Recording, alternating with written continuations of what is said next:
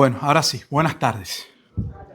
Vamos a comenzar nuestro estudio bíblico y vamos a estar hoy en los Salmos 31 y 32. Como siempre, vamos a estar dándoles lectura y entonces entramos en la discusión de cada uno de ellos. Vamos a orar, Dios mediante, para poder comenzar. Amén. Amado Dios y Padre eterno, te agradecemos, oh Dios, tu bendita gracia, tu infinita bondad, al permitirnos, oh Dios, poder llegar a este lugar que tú mismo provees para que como iglesia local podamos congregarnos en esta hora para estudiar tu bendita palabra, tu eterno consejo. Aquella lámpara, Padre Santo, que alumbra en medio de un mundo de oscuridad. Ayúdanos, Padre Santo, a poder discernir la misma, poder entenderla, que tu Espíritu Santo nos guíe entonces a toda verdad y a toda justicia, Señor. Que tengamos una vez más ojos para ver, oídos para escuchar y como siempre pedimos, Padre, una voluntad bien dispuesta por tu Espíritu, Señor, para poder obedecer la misma. Pues comprendemos, sabemos que la misma declara que no está bien que seamos solo oidores. Tu palabra nos llama a ser hacedores. Así que te pedimos, Dios, una vez más, que tu palabra sea edificación, de bendición. Mientras también oramos creyendo, Señor, que mientras la misma continúe siendo enseñada, predicada, será instrumental en la salvación de aquellos que han de continuar procediendo al arrepentimiento de sus pecados y a la fe en el único mediador entre Dios y los hombres, Jesucristo. Que a Él sea toda la gloria y toda la honra. Es en Cristo Jesús en quien oramos. Amén. Y amén. Vamos a comenzar la lectura en el Salmo 31 y dice de la siguiente manera: En ti, oh Jehová, he confiado, no sea yo confundido jamás. Líbrame en tu justicia, inclina a mí tu oído. Líbrame pronto, sé tú mi roca fuerte y fortaleza para salvarme. Porque tú eres mi roca y mi castillo. Por tu nombre me guiarás y me encaminarás. Sácame de la red que han escondido para mí, pues tú eres mi refugio. En tu mano encomiendo mi espíritu. Tú me has redimido, oh Jehová, Dios de verdad. Aborrezco a los que esperan en vanidades ilusorias, mas yo en Jehová he esperado. Me gozaré y alegraré en tu misericordia, porque has visto mi aflicción, has conocido mi alma en las angustias. No me entregaste en mano del enemigo, pusiste mis pies en lugar espacioso. Continuamos la lectura en el Salmo 31, versículo 9. Ten misericordia de mí, oh Jehová, porque estoy en angustia.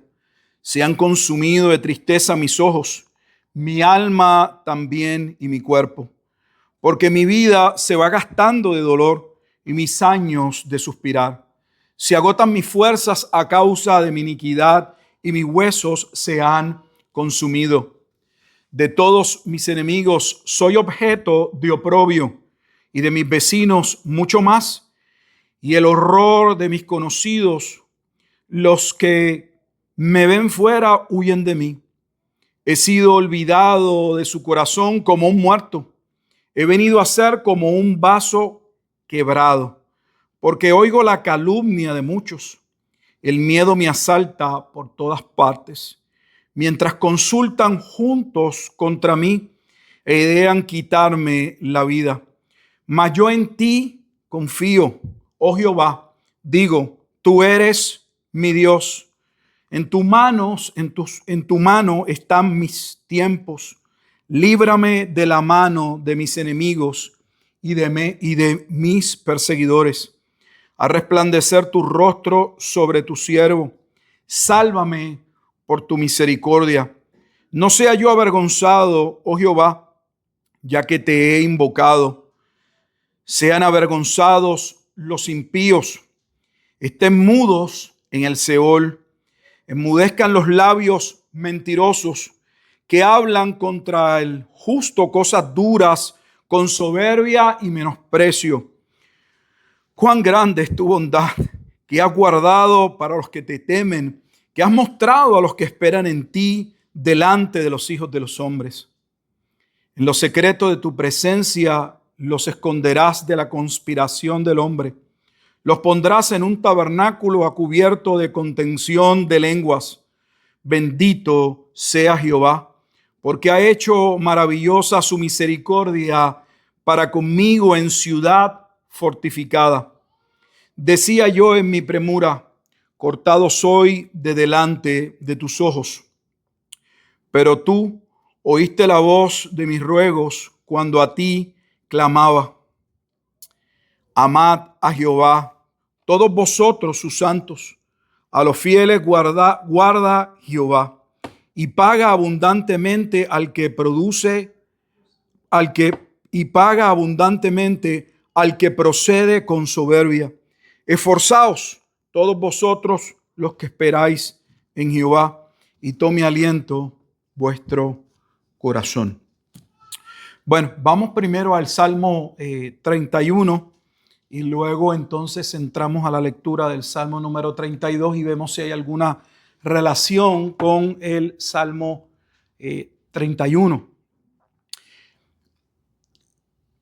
Nosotros que hemos venido estudiando los Salmos, podemos percatarnos de una similitud o casi un patrón desde que inicia el Salmo número 1, hablando del justo y de los impíos o de los que no son justos.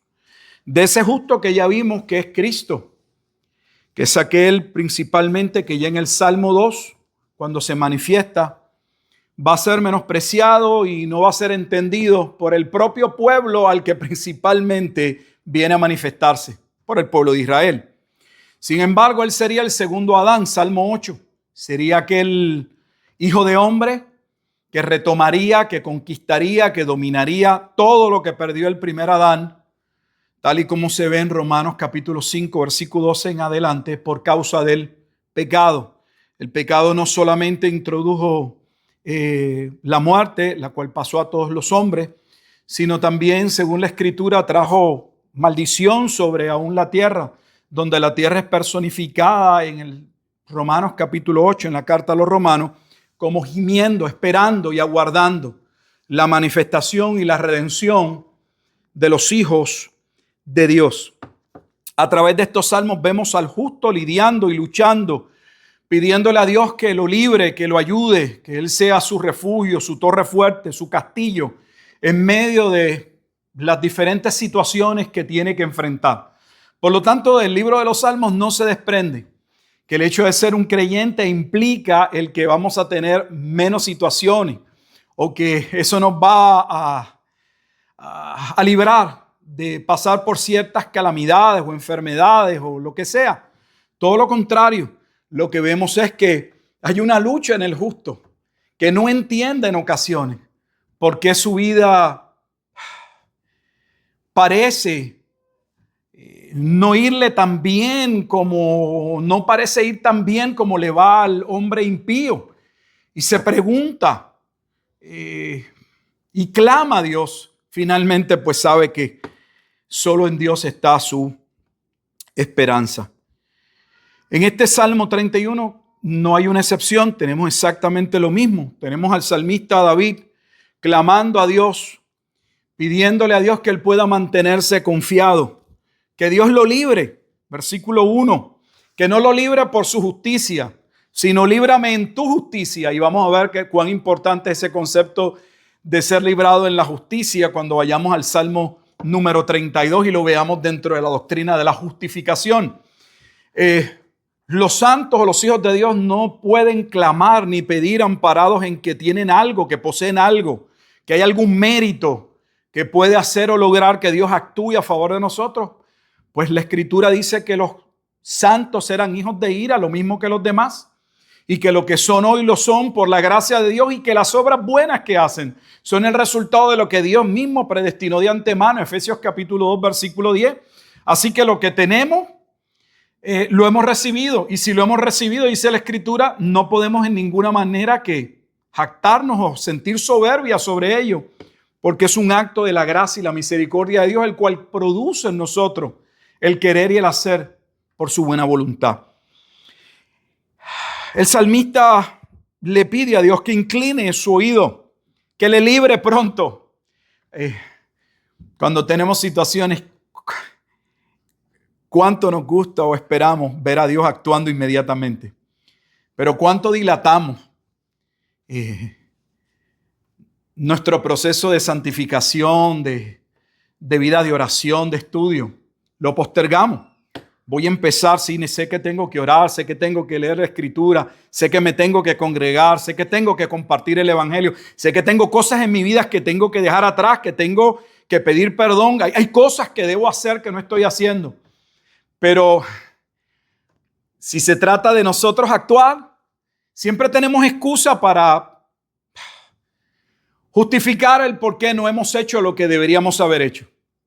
Pero cuando estamos en una crisis, queremos ver a Dios inmediatamente, ipso facto, ahí, obrando. Líbrame en tu justicia, inclina a mí tu oído. Líbrame pronto, dice David. Sé tú mi roca fuerte, fortaleza para salvarme. Esa roca en el Antiguo Testamento, la palabra roca se usa en múltiples ocasiones y siempre se refiere a Jehová. Y aprovecho la coyuntura porque no entiendo a veces cuál es la dificultad que tienen algunos supuestos comentaristas o teólogos de poder reconocer quién es la roca sobre la cual se fundamenta la iglesia. Porque en el Antiguo Testamento la roca es Jehová. Y la roca que sería manifestada y despreciada en los postreros días, que se están viviendo en el tiempo del Nuevo Testamento, era Cristo. Era Jehová. El Salmo 32. De la roca que te formó, te olvidaste. Le dice Jehová a su pueblo. Sin embargo, David reconoce que solo en Dios está su esperanza. Tú eres mi roca y mi castillo. Son todas expresiones que dentro del contexto en el que ellos están viviendo, pues enmarcan o traen a la mente un lugar seguro. No es lo mismo como Jesús mismo utilizó en Mateo capítulo 5, de Mateo capítulo 5 al 7, en esas enseñanzas sobre el monte, sobre el sermón del monte, y comparó a aquel hombre que construyó su casa sobre la arena y aquel que construyó su casa sobre la roca. Entonces esa es una imagen que viene del Antiguo Testamento y habla de seguridad. El castillo, estar dentro de un castillo era estar protegido, tener protección y así sucesivamente. Y todas esas cosas que para él son en su plano humano cosas que le proveen confianza y seguridad, él la está comparando y está diciendo: Dios, tú eres para mí como una roca, tú eres un castillo para mí. Por tu nombre me guiarás y me encaminarás.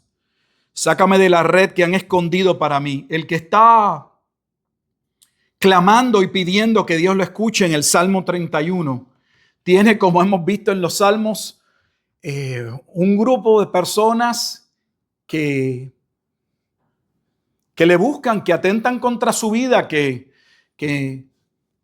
quisieran verlo muerto. Aquí lo vemos nuevamente en el versículo 19. Porque oigo la calumnia de muchos. El miedo me asalta por todas partes, mientras consultan juntos contra mí e idean quitarme la vida. Mas yo en ti confío, versículo 14. Oh Jehová, digo, tú eres mi Dios, en tu mano están mis tiempos. En otras palabras, lo que le está diciendo el salmista es: no solamente yo confío en ti, sino que confío completamente en lo que tú dispongas. Esa expresión en el versículo 15, en tu mano están mis tiempos, lo que significa es: hasta donde tú hayas dispuesto viviré, lo que tú permitas será. Estoy confiado. ¿Podemos vivir nosotros de esa manera? ¿Vivimos nosotros de esa manera? Porque nosotros tenemos razones para ver de la misma forma, en una manera todavía mucho mayor, por la revelación completa que tenemos de la Escritura, en la persona de Jesucristo, nuestra confianza, todo nuestro castillo. Él es todo para nosotros.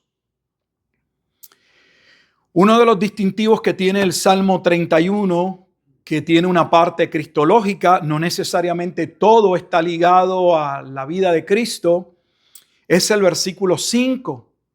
En tu mano encomiendo mi espíritu. En tu mano encomiendo mi espíritu. Esa es una de las 7 palabras que Jesús usó desde la cruz y que podemos ver la misma en el Evangelio según San Lucas, especialmente allí en el capítulo 23, versículo 46. En tu mano encomiendo mi espíritu. De hecho, vamos un momento para poder verlo y constatarlo. Jesús está allí en la cruz y esta es una de las expresiones que sale de la boca de Jesucristo.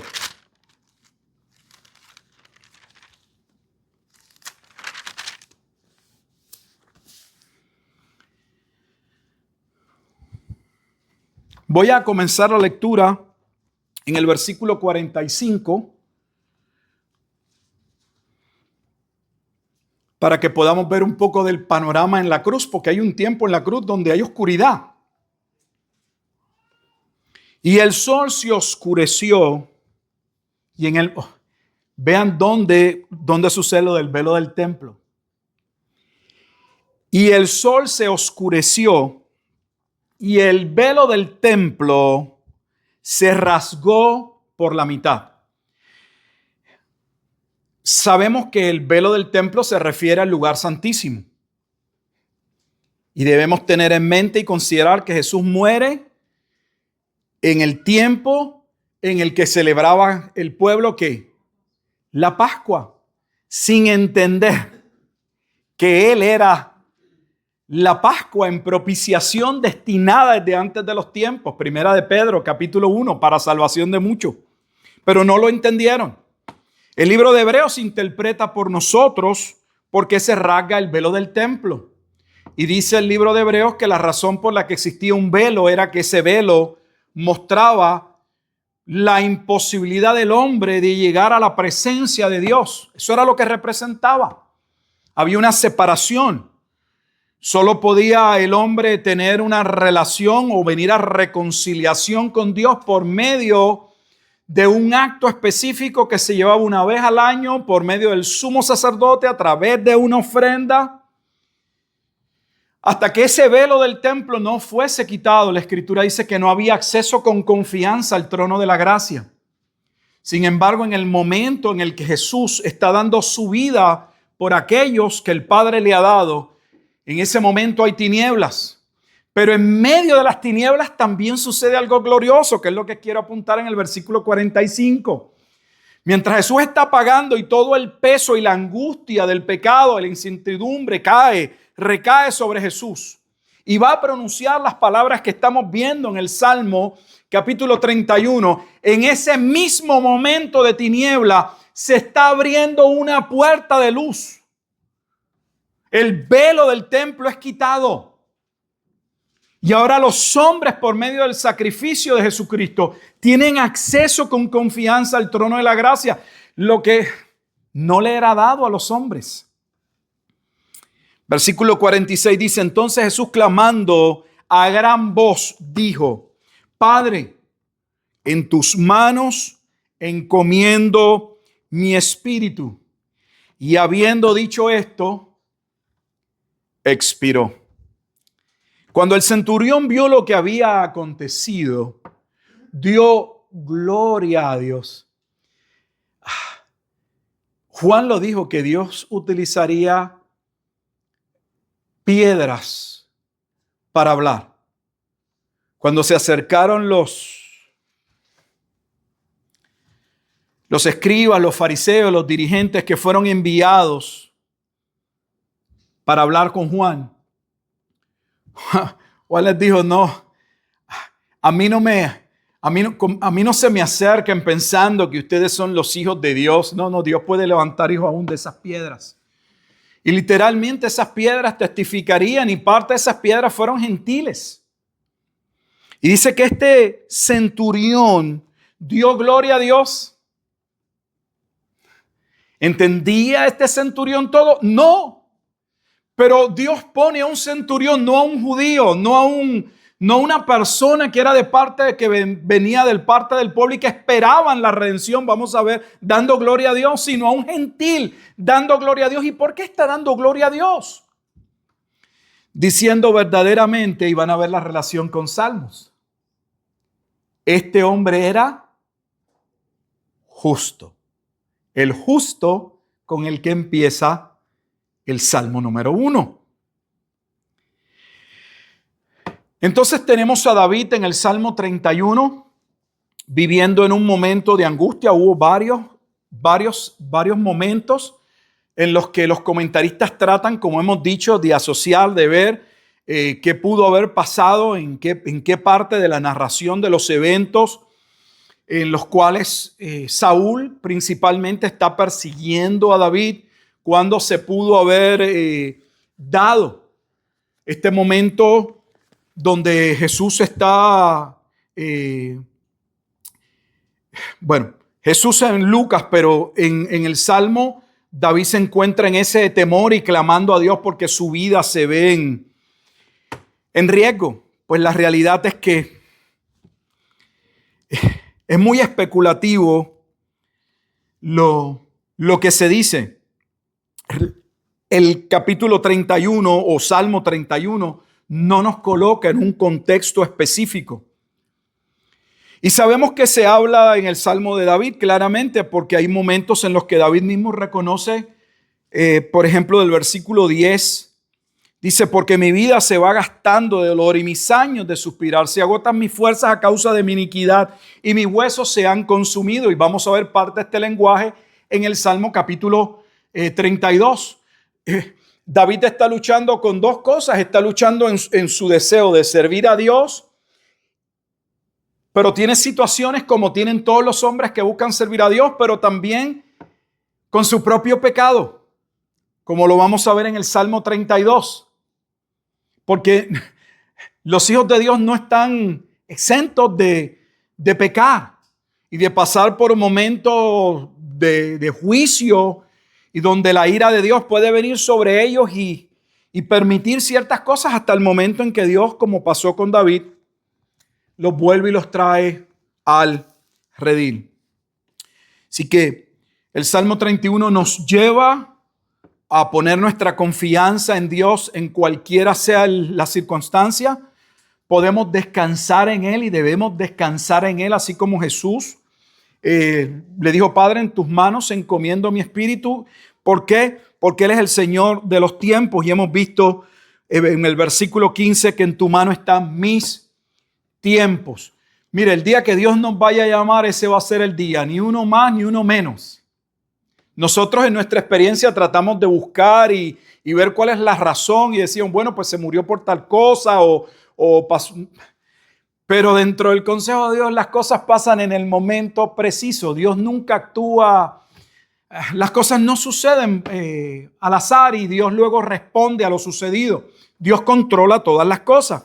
Y David sabe en medio de lo que esté pasando, sea lo que estuviese pasando, que él tenía muchísimas razones para poner toda su confianza en Dios. Y nuevamente la pregunta es, ¿tenemos nosotros razones para lo mismo? Y si las tenemos, ¿por qué no ponemos nuestra confianza en Dios? ¿Qué nos limita a poner nuestra confianza en Dios? Tal vez algo que nos podría impedir a poner nuestra confianza en Dios sería el que nosotros sabemos que no merecemos su gracia.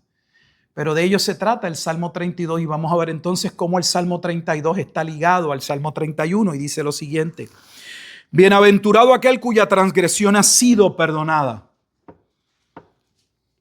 Bienaventurado aquel cuya transgresión ha sido perdonada y cubierto su pecado. Bienaventurado el hombre a quien Jehová no culpa de iniquidad y en cuyo espíritu no hay engaño. Esta es parte de la definición de la justificación en Romanos capítulo 4, que dicho sea de paso, Pablo lo trae con relación a cómo Abraham fue justificado, pero en el Salmo 32, David no lo está trayendo como algo con relación a Abraham, sino relacionado al mismo. Vamos a ver. Mientras callé, versículo 3, se envejecieron mis huesos en mi gemir todo el día, porque de día y de noche se agravó sobre mí tu mano. O sea que el mismo Dios que bendice, el mismo Dios que es castillo, el mismo Dios que es roca fuerte, es el mismo Dios también que castiga y que enjuicia y que nos llama a la corrección. Ese es uno de los problemas del cristianismo hoy, que solo quiere ver a Dios y se limita a ver a Dios actuando en misericordia y en amor. Pero no teme o ha perdido el temor de que Dios también es fuego consumidor. Nos gusta hablar del cielo, pero no queremos hablar del infierno. Ambos estados son una realidad en la Escritura. Y quien más habló del infierno precisamente en el Nuevo Testamento fue Jesucristo. ¿No fue uno de sus apóstoles? Cuando usted mira todo lo relacionado al infierno principalmente proviene de la boca de Jesucristo. Del mismo que decimos que es amor. Que lo ligamos a Juan capítulo 3 y al pasaje donde habla del amor de Dios según ellos por todo el mundo. Sin embargo, en el Antiguo Testamento vemos que no hay ningún problema en reconocer que tanto el bien como el mal, dicen, viene de Dios, sea porque lo permita o sea porque Dios mismo lo traiga como juicio. Lo estamos viendo mientras estudiamos Deuteronomio los domingos. El mismo Dios que les habla de las bendiciones que alcanzarían, tendrían, si le obedecían. Ese mismo Dios no tiene ningún reparo en decirle, pero también les digo, estas son las maldiciones que pueden esperar si me desobedecen. Pero las iglesias no hablan de ello, porque eso no es lo que la gente quiere escuchar. Nos debe preocupar lo que la gente quiere escuchar. La gente debe escuchar la verdad y deben escuchar un evangelio completo, no a mitad, no cambiado, no diluido, para hacerlo apto al comezón de oír de las personas.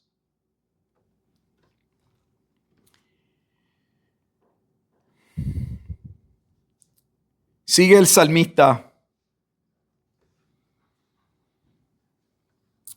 Inicio en el versículo 4 del versículo 32 capítulo, Salmo 32, 4.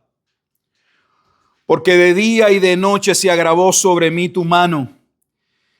Se volvió mi verdor en sequedades de verano.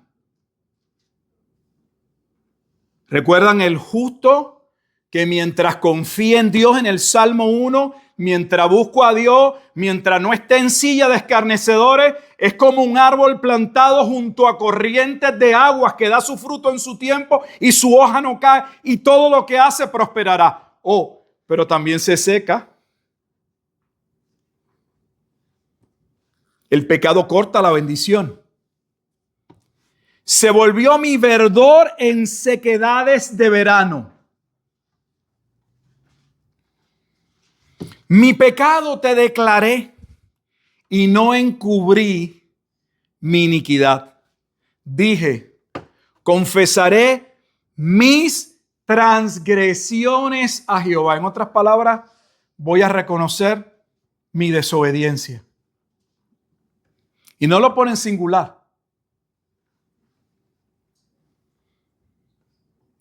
Porque si usted cree que usted peca en algún pecadito, uno delante de Dios, usted está enajenado de la realidad. La Biblia dice que no solamente pecamos cuando hacemos lo que es malo y sabemos que es desagradable a Dios, pecamos también cuando sabemos hacer el bien y no lo hacemos. Pecamos no solamente cuando actuamos llevando a cabo lo que sabemos deliberadamente que no debemos hacer. Pecamos también cuando en nuestra mente lo codiciamos.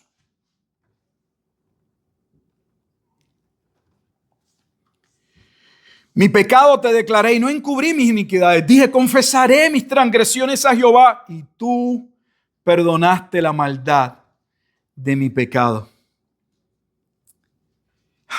Uno puede leer capítulo 31 y ver la lucha de David tratando de agradar a Dios, y se encuentra con dos problemas básicos. Los mismos problemas que te encuentras tú y que me encuentro yo en el camino. La lucha entre vivir a la altura de la Escritura, obedecer a Dios, y cómo eso a veces no es compatible dentro del hogar, dentro de la sociedad, dentro de nuestro trabajo. Hay unos valores, hay una moral, hay una ética que sabemos, hay cosas que no debemos hacer, pero no somos islas, vivimos en este mundo. Y tenemos personas y nos rodeamos de personas y sentimos esa presión, directa o indirectamente, que en muchos momentos nos llevan a actuar de una manera que no deberíamos actuar. Preferimos agradar a las personas, ganar el favor de las personas que obedecer a Dios. Pero también luchamos con nuestro propio pecado. Porque no solamente luchamos con cosas externas, también con cosas internas. Pero no estamos solos. En una o en la otra, Dios sigue siendo roca y castillo para aquellos que le buscan. Sigue siendo. Regresando al Salmo 31, el versículo 15 que habíamos ya leído. En tu mano están mis tiempos. Líbrame de la mano de mis enemigos y de mis perseguidores. Pero también mire lo que pide.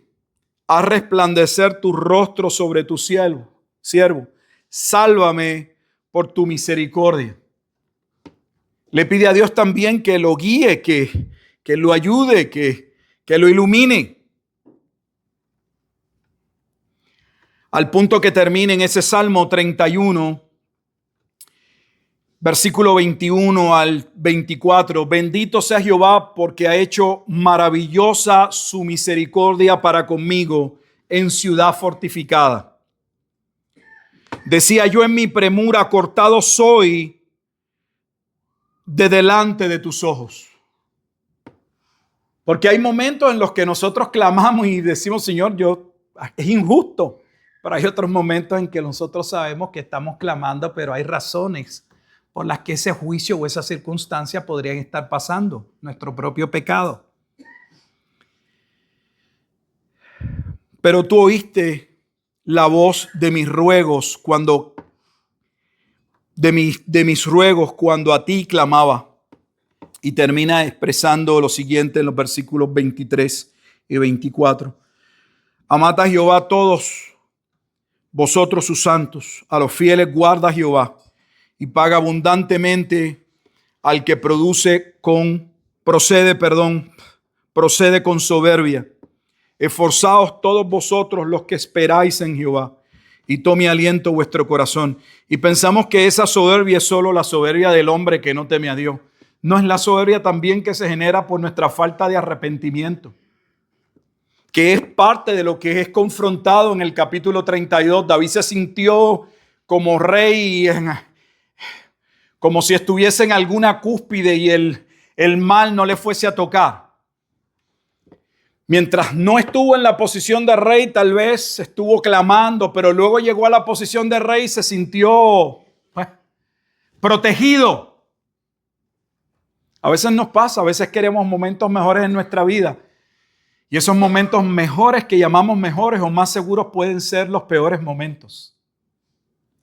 Yo he visto personas en crisis que es mejor que hubiesen quedado en la crisis, porque en la crisis aparente y alegadamente oraban.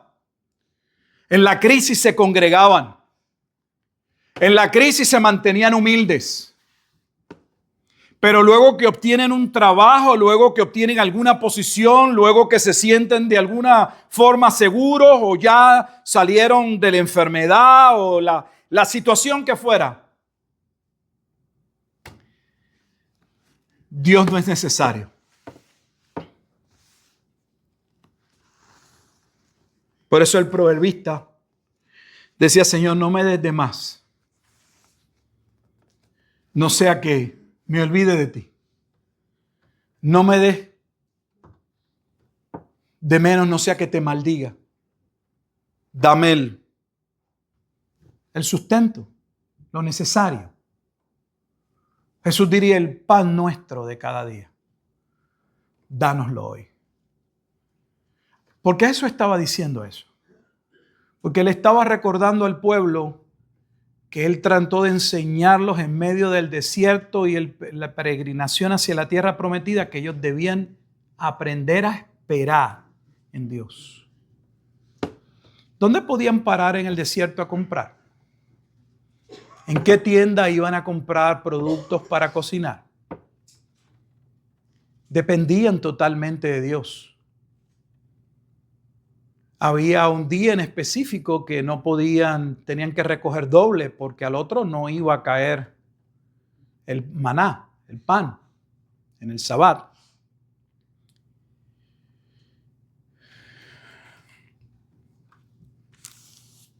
Así que el salmista, como nosotros, lucha en ambos lados.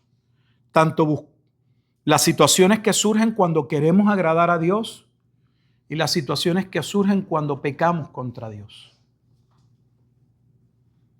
Y en ambas la Escritura nos señala que Dios es tanto nuestro refugio y nuestro castillo para mantenernos firmes, pero también nos señala que Dios es justo y que cuando hacemos lo que le desagrada, nuestras circunstancias cambian totalmente. Y es lo que el salmista está expresando en el capítulo 32. Pero viendo la misericordia de Dios, que hablaremos más, versículo 6 dice: por esto orará a ti. Por esto orará a ti todo santo en el tiempo en que puedas ser hallado. Ciertamente en la inundación de muchas aguas no llegarán estas a él. Tú eres mi refugio, me guardarás de la angustia. Con cánticos de liberación me rodearás. Te haré entender y te enseñaré el camino que debes andar. Sobre ti fijaré mis ojos. No seáis como el caballo o como el mulo sin entendimiento. Así vive la gente, que han de ser sujetados con cabestro y con freno, porque si no, no se acercarán a ti. Muchos dolores habrá para el impío, mas el que espera en Jehová le rodea la misericordia. Alegraos en Jehová y gozaos justos, y cantad con júbilo todos vosotros los rectos de corazón. Entonces tenemos en el Salmo capítulo 31 a David trayendo a colación una de las expresiones en la cruz, pero en un tono diferente.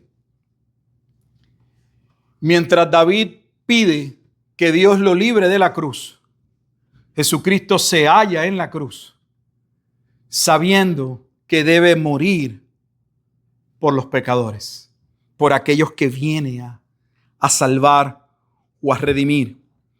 Y el efecto de esa muerte, el efecto de ese justo, de su vida, que podemos ver en el Salmo 22 y en otros salmos que se habla de la muerte de Jesús.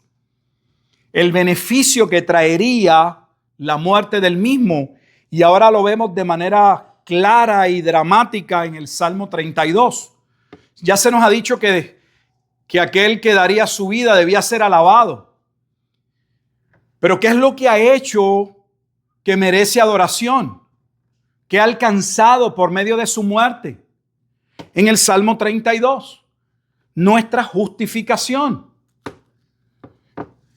David está pidiendo perdón en el Salmo 32 y está reconociendo la bendición que es el que uno pueda acercarse a Dios y recibir misericordia cuando lo que deberíamos recibir es juicio. Porque podríamos acercarnos a Dios y Dios no tiene por qué tener misericordia. Podría simple y sencillamente castigarnos por nuestro pecado. Pero habla con gozo acerca de de ese acto, de esa bien, él le llama, lo expresa bien. Es una bienaventuranza. Bienaventurado aquel cuya transgresión ha sido perdonada. ¿Dónde recibimos el perdón? ¿Cuál es la base del perdón? Desde el punto de vista nuestro es la confesión. No hay perdón sin confesión de los pecados. Eso dice el Nuevo Testamento en Primera de Juan. Si confesamos nuestros pecados, Él es fiel y justo para perdonarnos y librarnos de toda maldad. Hijitos, si vosotros pecasteis, abogado tenemos para con el Padre, Jesucristo el justo. Desde el punto de vista del hombre, Dios lo llama a confesar sus transgresiones, a no encubrirlas. Como dice el versículo 5, mi pecado te declaré y no encubrí mi iniquidad. Como dice el proverbista en el capítulo 28, el que encubre sus pecados no prosperará, pero el que los confiesa alcanzará misericordia. Proverbios 28, versículo 13. La base de ese perdón es la muerte de Cristo. No es un perdón basado solo en la proclamación de un pecado. Es que para que ese pecado pueda ser perdonado, debe ser redimido. Y la forma y la manera en que nuestros pecados serían redimidos sería por medio de la muerte de Cristo. Entonces, cada vez que nosotros pecamos, a veces no tenemos conciencia que la cruz muestra la razón, que la cruz debería estar frente a nosotros cada vez que pecamos. Representa, por un lado, la paga del pecado, que es la muerte, que Cristo está sustituyéndonos en la cruz. Pero también representa en la confesión el perdón y la misericordia que alcanzamos por medio de la muerte de Cristo, quien nos justifica delante de Dios. Eso es lo que Pablo utiliza en Romanos capítulo 4. Vayan conmigo de manera breve. En Romanos capítulo 4, cuando está hablando de esta bienaventuranza, de la justificación, del perdón de nuestros pecados, y mostrando que ese perdón no puede ser alcanzado por nada, ni por la ley, ni por algo que nosotros, algo que pueda ser contado en nuestra cuenta, a nuestro favor. Porque si pudiese ser contado, entonces dice, pues no sería gracia, sería un pago. Vamos a leerlo porque es pertinente. Romanos capítulo 4, versículo 1 empieza con una pregunta. ¿Qué? Pues diremos que halló Abraham, nuestro padre, según la carne. Porque si Abraham fue justificado por las obras, tiene de qué gloriarse, pero no para con Dios. Porque, ¿qué dice la Escritura? Creyó Abraham a Dios y le fue contado por justicia. Pero al que obra no se le cuenta el salario como gracia, sino como deuda. Si usted trabaja, cuando usted le dan su cheque, no es una gracia que el patrón o el patrón le está dando. Le están pagando por unos servicios. Mas el que no obra, el que no ha trabajado, sino cree en aquel que justifica al impío, su fe le es contada por justicia. Ahora dice, sin embargo, aquellos que creen que no tienen nada a su cuenta, son aquellos que por la misericordia y la gracia de Dios les es contada su fe, dice, por justicia. ¿Cómo? Y aquí cita a David. Observe, versículo 6. Como también David habla. Y aquí vamos al Salmo 32.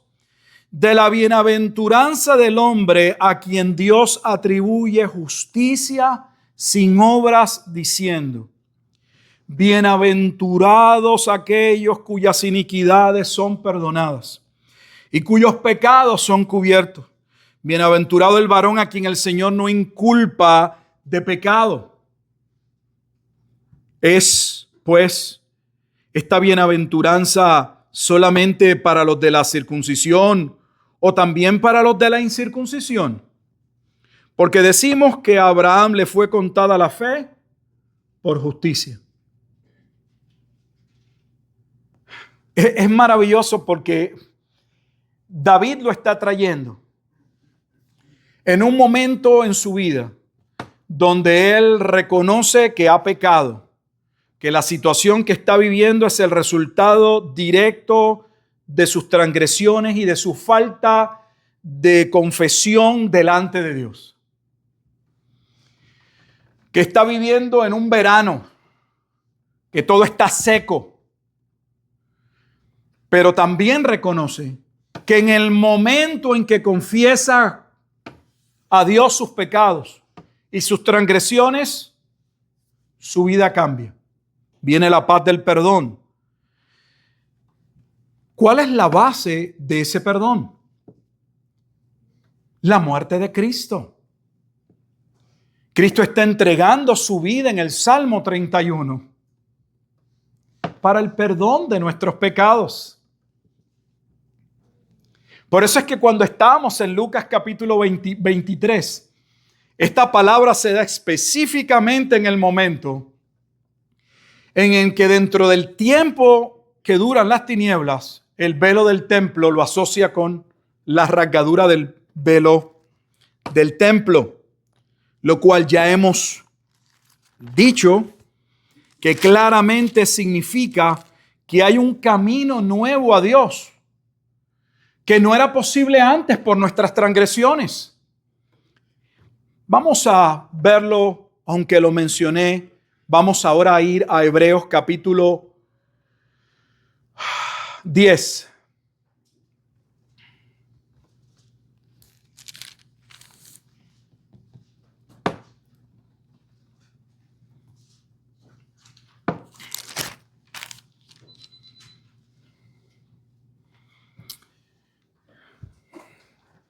Nueve y 10, vamos a ver, en ambos capítulos hay una porción que habla del velo y creo que es importante que podamos verla. Las palabras del Salmo 31, en tus manos encomiendo mi espíritu, están ligadas al momento en que el velo se rasga y Cristo está muriendo por aquellos que el Padre le da. Y es la base de la muerte sustitutoria de Jesucristo lo que provee nuestro perdón. Que en Romanos capítulo 4, al ser utilizado las palabras de Jesús, dice, pero nosotros no lo merecemos. Si Dios fuera a pagarnos por nuestras obras, Romanos dice que sería 6:23 la muerte. ¿Cómo es posible entonces que alguien que solamente crea al que justifica pueda ser completamente perdonado, librado, cuando merece la muerte? Porque hay alguien que tomó la muerte en su lugar. Lo sustituyó en la cruz, Jesucristo. Miren lo que sucede durante estas palabras en Lucas 23 relacionadas con el velo.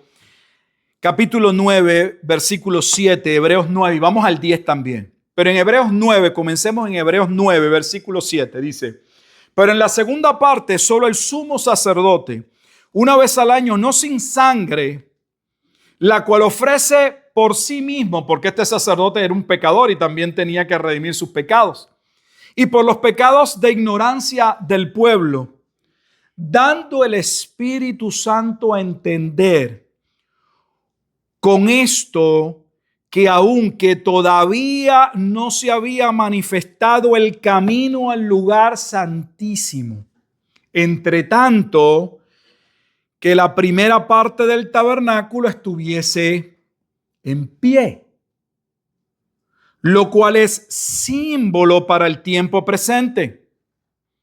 Entonces, mientras el velo estuviese, no había un camino abierto, amplio, ¿a qué?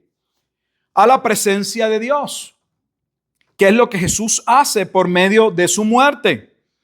Mira el versículo 11, porque habla del tiempo presente. ¿Qué fue lo que había pasado en el tiempo presente? Versículo 11 de ese mismo capítulo 9. Pero estando ya presente Cristo, sumo sacerdote de los bienes venideros, porque hay un cambio de pacto, y con el cambio de pacto, Hebreos dice, tiene que haber un cambio ¿de qué? De sumo sacerdote, donde ahora el sumo sacerdote es de la clase ¿de qué? De Melquisedec, por el más amplio y más perfecto tabernáculo. Por eso Cristo no entra al tabernáculo, porque el tabernáculo que estaba allí y que estaban llevando a cabo sacrificio, era un tabernáculo que era provisional. Porque el verdadero pecado del hombre tenía que ser redimido en la misma presencia de Dios, donde Cristo, dice la Escritura, entraría por nosotros al verdadero tabernáculo para presentarse, no frente a un lugar donde hay un arca, las tablas de la ley, no, frente a Dios mismo. Por el más amplio y más perfecto tabernáculo, no hecho de mano, es decir, no de esta creación. Versículo 12, y no solamente no entra al tabernáculo terrenal, va a entrar al celestial, sino que no entra como aquel sacerdote por una sangre de un animal. Y que esa sangre también tenía que ver, o aquel sacrificio, con él mismo. Sino que entra, dice, y no por sangre de machos cabríos ni de becerros, sino por su propia sangre.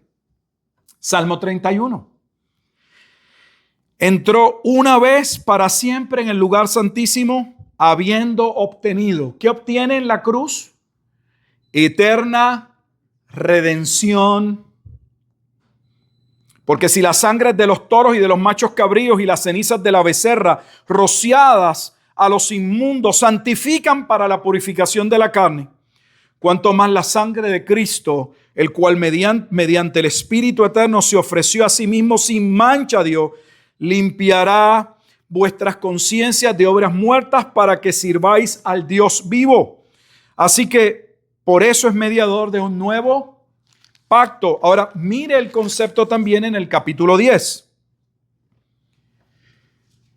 ¿Cuál es la base del perdón? ¿Solo la proclamación de nuestra boca? No, la muerte de Cristo.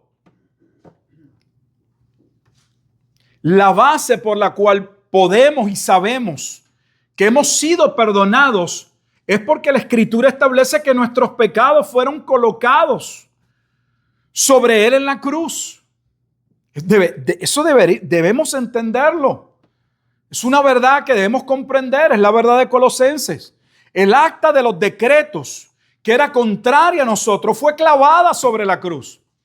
Esa acta de los decretos era la acta o el lugar público donde se colocaban las deudas de las personas. Era una vergüenza que en el lugar donde la gente pasaba viera allí, oye, la familia tal, mira, Martínez, deben tanto.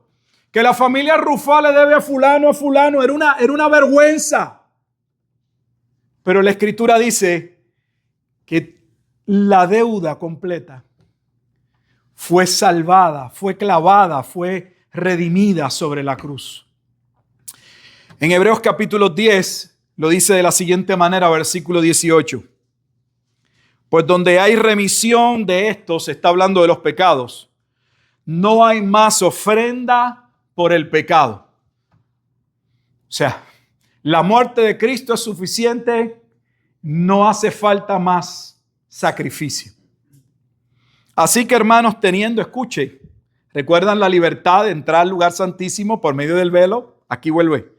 Así que, hermanos, teniendo libertad para entrar en el lugar santísimo por la sangre de Cristo, porque ahora tenemos libertad para entrar. Cuando en el Antiguo Testamento nadie podía entrar, solo un hombre.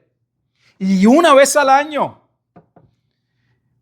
Usted no se imagina la gracia, lo que significa cuando Pablo le está diciendo a los creyentes que ya ellos están en una relación mejor, mayor que la del sumo sacerdote. Tal vez como no vivimos en ese tiempo o no entendemos el trasfondo histórico, no sabemos. Pero el sumo sacerdote era una de las personas más importantes para el pueblo de Israel. Porque era el hombre que Dios había seleccionado para bien o para mal, humanamente, como mediador para redimir los pecados del pueblo. Y ahora la Escritura dice que nosotros ya podemos entrar sin ninguna ofrenda.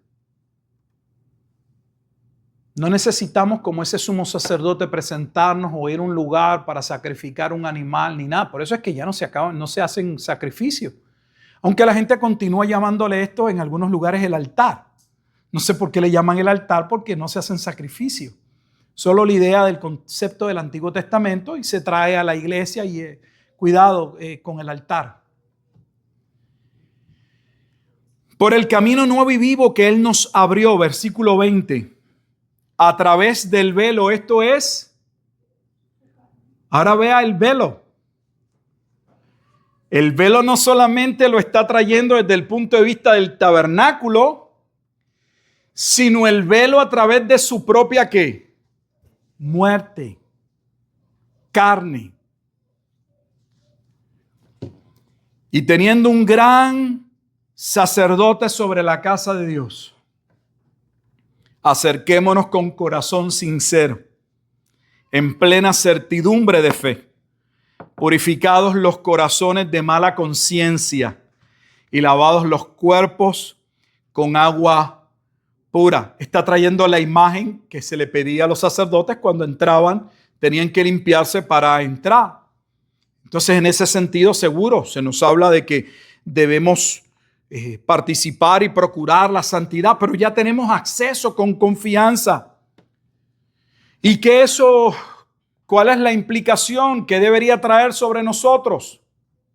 Versículo 23, mantengámonos firmes y sin fluctuar la profesión de nuestra esperanza, porque fiel es el que prometió.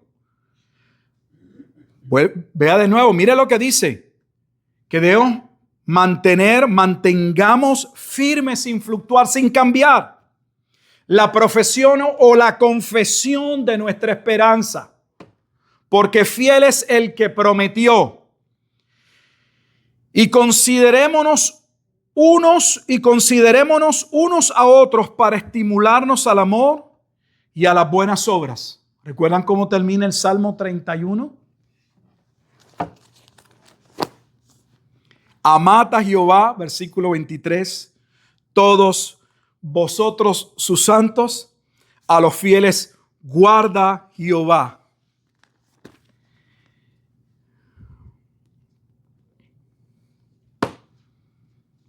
Y considerémonos unos a otros para estimularnos al amor y a las buenas obras, no dejando de congregarnos, como algunos tienen por costumbre, sino exhortándonos, y tanto más cuando veis que aquel día se acerca. Entonces, la obra que Cristo ha hecho por nosotros, el perdón, la redención que hemos alcanzado por medio de Jesucristo, debería llevarnos a mantenernos firmes, a amarlo, a esforzarnos, dice el Salmo 31, versículo 24. Esforzaos todos vosotros los que esperáis en Jehová. Fíjense que no dice que solo mantengamos la esperanza, sino que si realmente Cristo es nuestra esperanza, entonces ¿qué? Se evidencie en nuestras vidas el esfuerzo en servirle, como lo trae el autor de la carta o la epístola a los Hebreos, es no dejando de congregarnos, dice lamentablemente como algunos tienen por costumbre, sino todo lo contrario, deberían estar todavía más entregados y más cuando veis que aquel día se acerca. Vamos a terminar nuestro estudio por hoy, así que damos gracias a Dios por los Salmos 31 y 32. El 31 nos muestra la razón, como ya hemos visto, por la cual podemos estar confiados, cimentados en Jehová o en Jesucristo como la roca. Debe ser Él nuestra confianza en medio de las situaciones diversas de la vida. Tenemos razones para poder, como Jesús, descansar en Dios, porque Él está en control de nuestros tiempos. Pero también debemos dar gracias a Dios por el perdón de nuestros pecados. Porque la razón por la cual se usa el Salmo 31, versículo 5, como una palabra de Jesús de la cruz, es porque es base para nuestro perdón. Entonces hay muchas razones para ser agradecidos con Dios. Porque se establece que el perdón es una bienaventuranza. Algo que no merecemos. Pero ya lo tomamos como algo tan, no sé. Hay tantas cosas que los cristianos toman como algo. El americano tiene una expresión, tiene varias, pero una de ellas, de las más conocidas, take it for granted. Lo tomamos como algo merecido, por sentado. Y no deberíamos tomarlo de esa manera.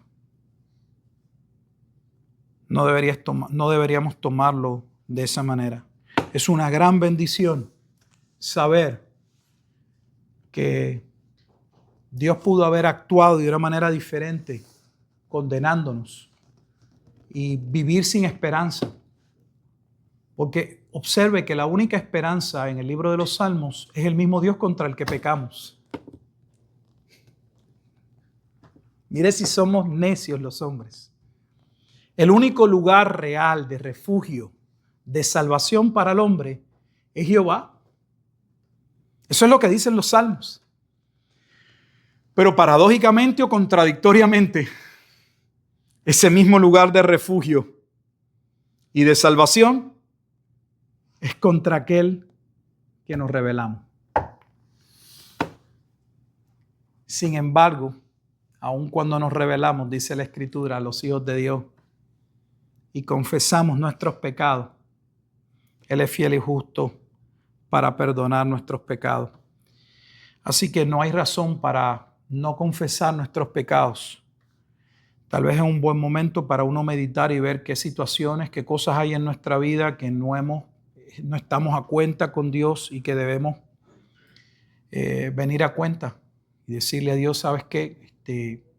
Esto está mal en mi vida, esto necesita ser cambiado, esto necesita ser erradicado. Estoy luchando, no sé cómo hacerlo, pero sé que debo hacerlo, esto debe parar. Entonces no debemos tomar esto como algo que lo tomemos de manera ligera, pues no se trae de manera ligera. El perdón tiene como base la muerte de Cristo. Pero también eso debe recordarnos que si Dios no tuvo ningún problema en permitir y en ejecutar a su propio Hijo por los pecados de aquellos que iban a ser redimidos, ¿cree usted que Él va a tener pena y misericordia sobre aquellos que pecan deliberadamente sin arrepentirse?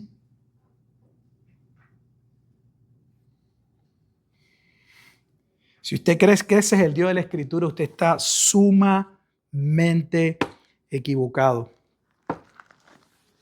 A Dios no le tembló la mano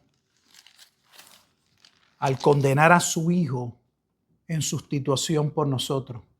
¿Cree usted que usted puede escapar de la condenación si usted no se halla en Cristo? No tiene que buscarlo, pero con esta lectura termino para que usted entienda. En la misma lectura que estábamos en Hebreos capítulo 10, donde se estaba describiendo el velo, termina diciendo, luego del pasaje del capítulo 10, 25, que habla de que debemos congregarnos, dice, porque si pecáramos voluntariamente, escuche bien, después de haber recibido el conocimiento de la verdad, ya no queda más sacrificio por los pecados, sino una horrenda expectación de juicio y de hervor de fuego que ha de devorar a los adversarios. Y el mismo salmista nos lo recuerda, que Dios tiene una parte en su misericordia y una bienaventuranza para los que se arrepienten, pero claramente dice que no tolera a los impíos. De hecho, el Salmo 31 dice que aborrece a aquellos que viven en la vanidad. Dice, el que viola la ley de Moisés por el testimonio de 2 o 3 testigos muere irremisiblemente. Les recuerdo, en el antiguo pacto, el hombre que viola la ley y es acusado debe morir. Y ahora les hace la siguiente pregunta. ¿Cuánto mayor castigo pensáis que merecerá aquel que pisoteare al Hijo de Dios y tuviere por inmunda la sangre del pacto en la cual fue santificado e hiciere afrenta al Espíritu de gracia? Estos son uno de los pasajes, entre otros, entre esta carta y otros, que hacen aún pensar a algunos de la posibilidad, que no estamos diciendo que esa sea la interpretación, que alguien pueda apartarse y experimentar la dura ira de Dios. Así que no juguemos con nuestro pecado. Tenemos muchas razones para ser agradecidos, porque debiendo ser condenados, el mero hecho de ser perdonados debería cambiar nuestras vidas. Pero somos como aquel hombre de la parábola que debía una gran cantidad y vivía angustiado y sabía que debía ir preso porque no tenía cómo pagar. Y siendo perdonado, debía haber cambiado su vida radicalmente. Pero no. Continuó viviendo en su maldad, en su codicia. Y aquellos que le debían a él estaba muy contento porque había recibido misericordia, pero él no tenía ningún destello de misericordia para con los demás. Que Dios nos ayude, porque es muy seria la advertencia que la Escritura nos muestra. Dios solo podemos tenerlo de 2 maneras en nuestra vida: como nuestro Salvador, y esperamos que así sea, o como fuego consumidor. Y usted no va a querer tenerlo de ese lado. Vamos a orar. Amado Dios y Padre eterno, te damos gracias, Padre, por tu palabra, porque los salmos, Señor, ciertamente nos ayudan a colocarnos en la vida, en la parte práctica, aunque ciertamente hay aspectos teológicos, como los estamos viendo en el Salmo 32, con relación a la justificación, el perdón sobre la base de la muerte sustitutoria de Cristo. Pero nos llevan, nos alientan, nos animan, nos instan a cómo debemos vivir, cómo debemos enfrentar las situaciones de nuestro diario vivir, donde no estamos exentos de situaciones, de calamidades, de injusticias, de enfermedad, de situaciones económicas, familiares, maritales, las que sean, Señor, en las que tú esperas, Padre, que nosotros nos mantengamos firmes y sin fluctuar en tu palabra, reconociendo, Señor, que tú eres nuestra roca, nuestro refugio, nuestro castillo, que tú eres nuestro tabernáculo de salvación. Es en ti, solo en ti, oh Dios, que podemos hallar ese perdón de los pecados. Que cuando hayan situaciones en nuestra vida y pecados que haya que confesar, Señor, que podamos ir delante de ti y confesar nuestras transgresiones,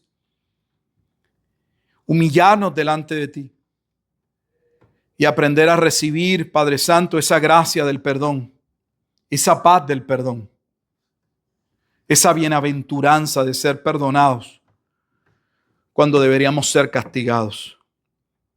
Ayúdanos, oh Dios, Padre Santo, a crecer, a madurar y a entender, Padre Santo, las razones por las cuales tú demandas un estilo diferente de nosotros, una vida diferente. Y es que el pecado paga, pero paga muerte, paga mal. Nos esforzamos en la vida para tantas cosas, luchamos por tantas cosas, nos frustramos por tantas cosas, pero no vemos esa misma lucha, ese mismo deseo, esa misma constancia, ese mismo anhelo en orar, en buscar tu rostro, en comprender tu palabra, en testificarla a otros, Señor. Hay tanto que nos falta. Hay tanto que debe ser hecho en nuestras vidas.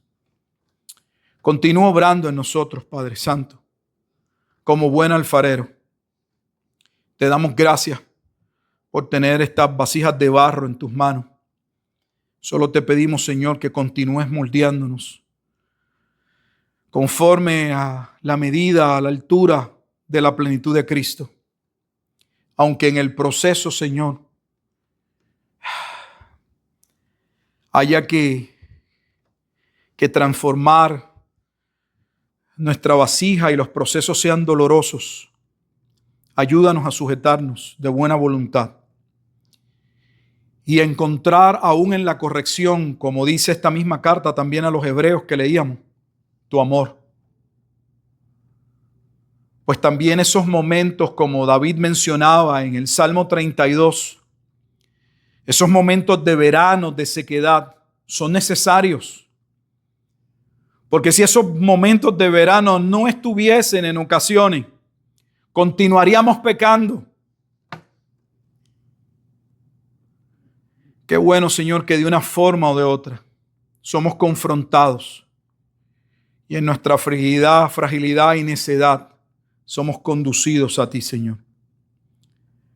Fuente de vida eterna, el Dios de toda misericordia.